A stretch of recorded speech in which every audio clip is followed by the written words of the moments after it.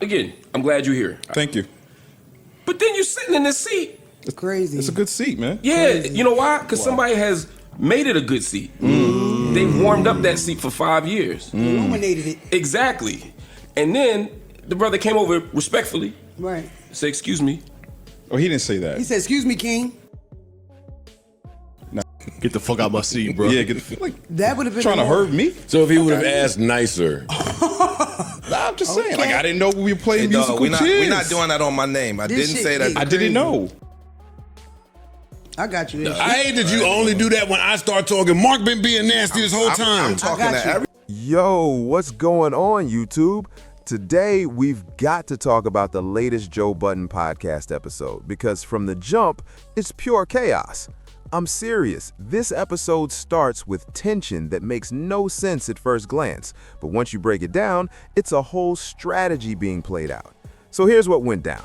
Flip and Mona are on the same episode. Normally, you'd think that's a win. Two co-hosts back together doing their thing, but no. Right out the gate, B-Dot decides to sit in someone else's spot. Now, I'm not against musical chairs. Joe already said that's part of the plan, but B-Dot's energy? Yeah, he's bold. He's literally like, I took your spot, what are you going to do about it? And that move immediately sets the tone for the rest of the show. Now here's the key point. Joe planned this. He orchestrated where B-Dot would sit, knowing it would push buttons. And of course, it did. Mark fell right into the trap, and you can see exactly why tension started climbing. Joe's strategy is subtle, but effective. He's shaking up the co-hosts and testing everyone's boundaries. And then there's Ice. Normally, we'd be dragging him into the drama, but today he's dealing with a death in the family, so he's getting a pass. Even so, the way Joe manipulates the lineup is classic scapegoat energy. He's been doing this with Ish for years, and now Ish is starting to see the game. Ish notices that B-Dot is actively being put in situations that push him against other co-hosts, like taking Ish's usual spot. That's a power move, and it's designed to create tension.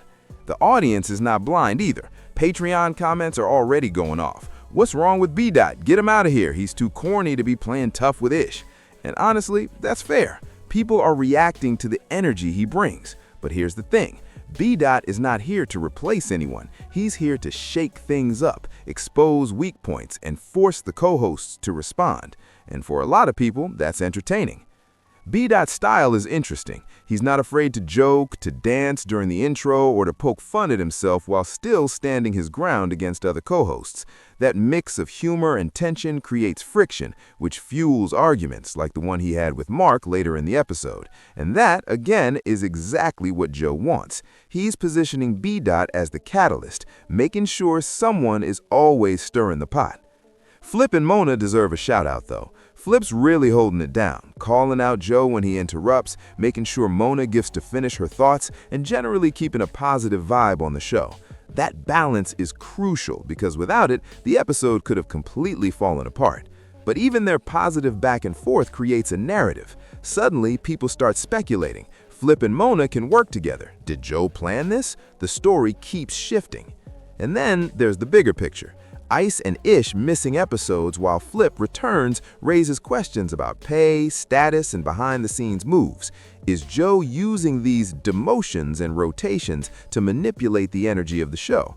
Absolutely. He's taken advantage of everyone's strengths and weaknesses, turning it into entertainment for the audience. So, here's the bottom line. B-Dot is shaking up the podcast. He's testing boundaries, getting under co-hosts' skin, and driving conversation. Joe is running the strategy, making calculated moves to keep tension high. And as chaotic as it looks, all of this is designed to benefit the show. But the real question is, will this tension last? If co-hosts can't work together, and if there's no cohesion with 8 to 10 mics speaking at once, the drama could get stale fast. Joe will have to keep making moves to keep things fresh. And if B-Dot continues to push, the audience will keep reacting, which only fuels the cycle. So, now I want to hear from you guys. How do you feel about B-Dot joining the show? Is he good for the podcast, or is Joe just stirring unnecessary drama? Drop your thoughts in the comments, like the video if you enjoyed the breakdown, and subscribe if you haven't already. And as always, I'll catch you over on